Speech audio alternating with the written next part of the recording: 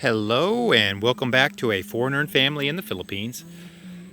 And this video is going to be about my mahogany border trees. I know I've done some videos on those in the past, but I did have a viewer ask me about the spacing on the mahogany trees with the border trees. And I have a feeling it was because I did a video with the banana bandits and there happened to be an area where there were some tightly spaced. So they were, I guess, they were wanting to then maybe offer the correct spacing on that. And if I was growing these for timber, they would be spaced out even a little more than I did. But as far as the mahogany border trees, I did the 4x6 spacing with 3 rows at the border.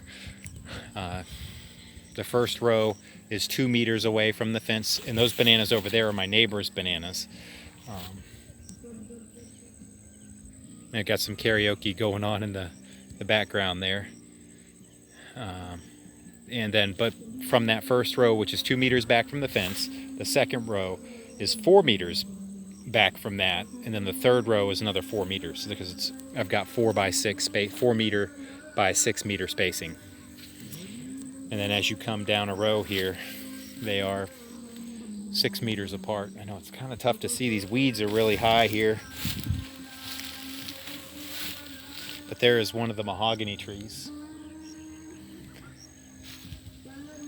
And the second row is offset, so that way, like here, it'll have,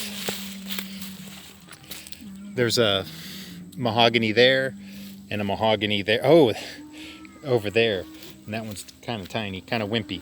And so in the space there, in the second row here, now there's a mahogany tree. And then in the third row, there's a space because there's a mahogany tree there. And then there's behind this big weed here, there's another mahogany tree.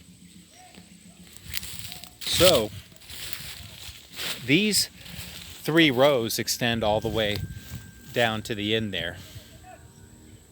So that's my spacing on the mahogany trees. I've got some other areas of the border trees just to show maybe they'll look a little better. I'm going to take a look because I had not been fertilizing the border trees.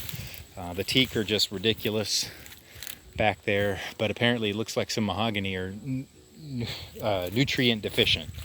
So I need to get some fertilizer over here. In this row of bananas here is actually in between the third row of the mahogany, which are here. And it extends, I know it's tough to see, but they are there. And we've replaced all the ones that aren't living, but there are some that aren't doing so well. So in between that third row of mahogany there, I have 2 rows of the avocados over here. I don't know if you can see the kind of the little, maybe you see some sticks or little indentations in the weeds, but they are weeded around and doing okay. That's an avocado. And I did 2 rows of those. The other one actually, this particular one, it extends across the path. It's just the way the spacing was. That's why looks like there's a big gap here, but it'll fill in with those avocado trees on each side of the path eventually. But in between the mahoganies and the avocados here, I have that row of bananas going down the path.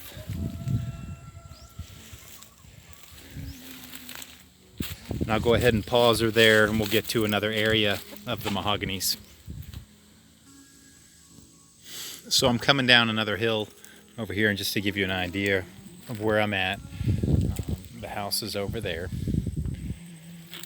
And then I'm over here, I've got the mahoganies. These mahoganies over here look a lot better than some of the ones I had just looked at.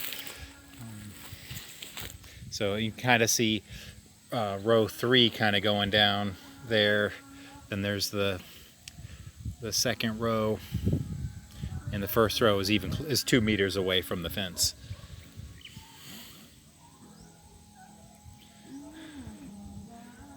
And in the front there, you can see I've got some mahogany. 3 rows of mahogany is there as well. I'm going to move over there, take a peek, and then I've got some big ones in the back that were here when I got here.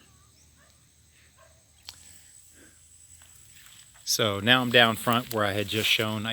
That tree might give you reference. That's a Lanzoni tree from where I was at.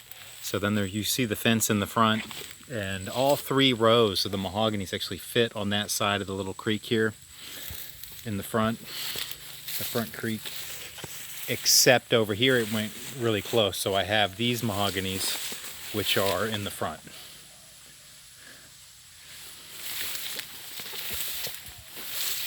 And I'll get a little closer.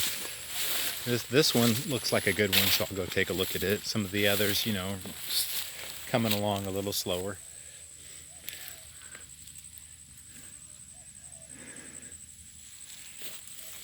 It's just a look at the mahogany trees. There's one in the front, right next to the gate over there, with the sack around it. That one had some trouble, so we got the sack around it, and hopefully it's coming back a little bit. On the other side over there, the remnants of the cucumber, which the cucumber prices were ridiculously low. It was basically breaking even just to harvest them. And we did have our new banana buyer. They bought a couple of sacks and they gave us a decent price for them, but the market was just really low. And I'm going to make my way over to some other mahoganies. And when I'm heading back to show these other mahoganies that were in the back, there's some random mahoganies here. These have been, I've come back and pruned these, and there are just a couple. Looks like 5 here, and then there are a couple jackfruits there, and then some more on the other side. And these were just kind of sporadic. They were kind of left here when we've been weeding, because they're up at the top of this little field over here where we planted the bananas and the corn. It's like a little divider, so we kind of left those, and so I may just end up leaving those, or I could do something else later on.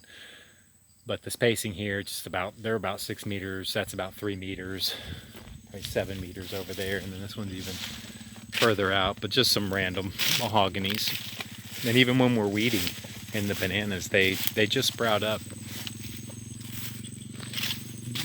Got an interesting seed. Their seed dispersal, I would say, relies mainly on wind.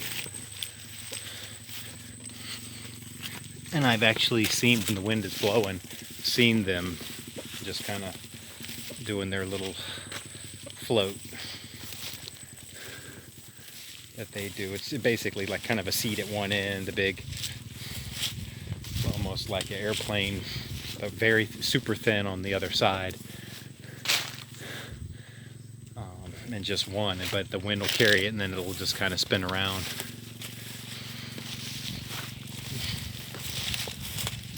And those come out of seed pods that they drop at a certain time of year. So that's just these are a couple of more of the mahogany along that line, and I have been pruning them so they don't interfere too much with some of the other stuff we've got going on. I'll probably leave those unless I do something else with that line.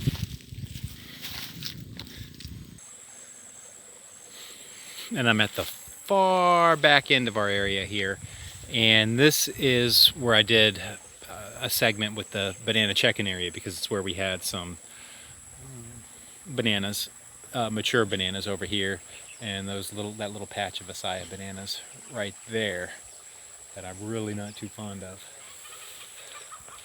But there is a papaya right there. And this is where also the back area where we had gotten hit by the banana bandits the last time we had gotten hit there.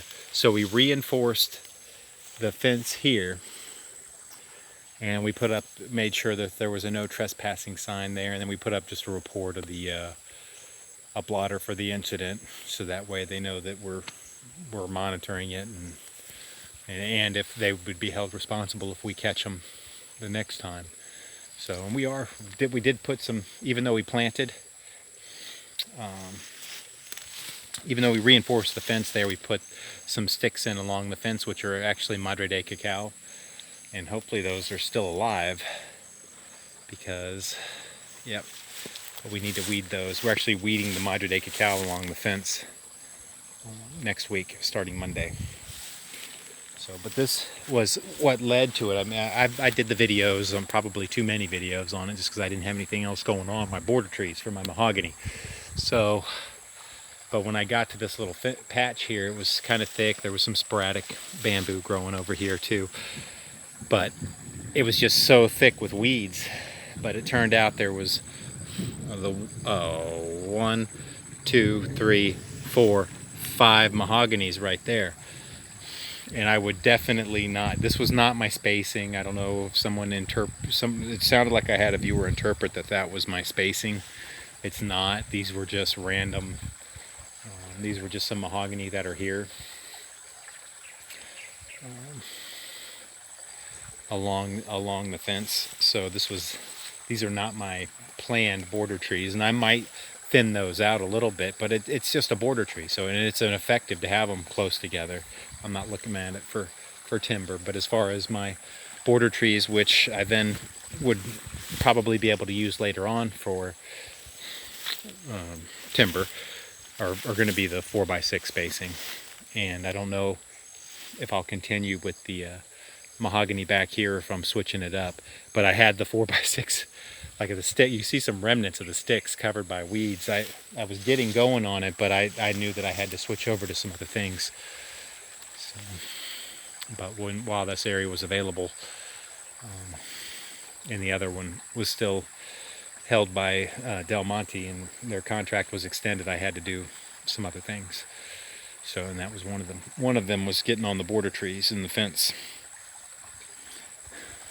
So I did take, and these were just covered in weeds, so we cleared the weeds on those. It looks like they'll sprout up a little bit, but that is a very tight spacing on them. I might eliminate 2, maybe even 3 of them. So, but that's not the official spacing on the mahogany. And now if you've made it this far, just go ahead and hang in there, because I'm going to go all the way to the far side of the property. Not the far side, but just the back side where we have the larger mahogany, and I'll go ahead and show it there.